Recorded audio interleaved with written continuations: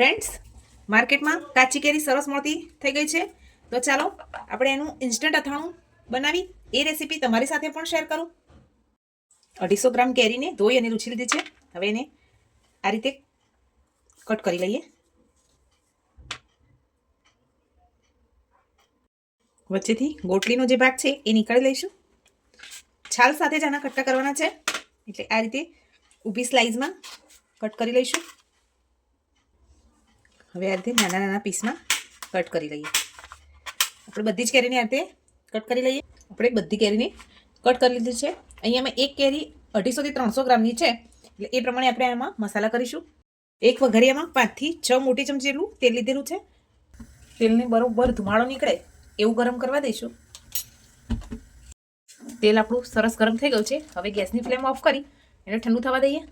હવે આપણે એક બાઉલમાં રેગ્યુલર જે નાની ચમચી આવે છે એ ચમચી ભરી અને 5 ચમચી જેટલા મેથીના કુરિયા ઉમેરીશું.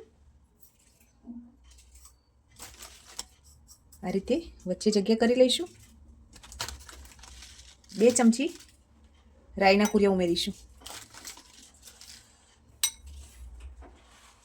તેલ આપણું ઠંડુ થઈ ગયું છે. હવે આપણે આને કુરિયામાં ઉમેરી દઈશું. હવે એમાં 2 ચમચી જેટલી લાલ મરચું પાવડર,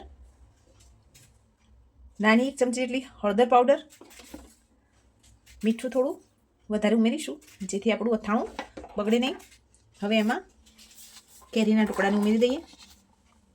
હવે બધું સરસ મિક્સ કરી લઈશું. ફ્રેન્ડ્સ, આ અથાણું બનીને તૈયાર થઈ ગયું છે. તમે આને 2-3 દિવસ બહાર રાખી પછી ફ્રીજમાં સ્ટોર પણ કરી શકો છો. ફ્રેન્ડ્સ, તમને આ ઇન્સ્ટન્ટ અથાણાની રેસીપી કેવી લાગી છે કમેન્ટ કરવાનું ભૂલતા નહીં. લાઇક, શેર અને સબસ્ક્રાઇબ કરજો. Thank you.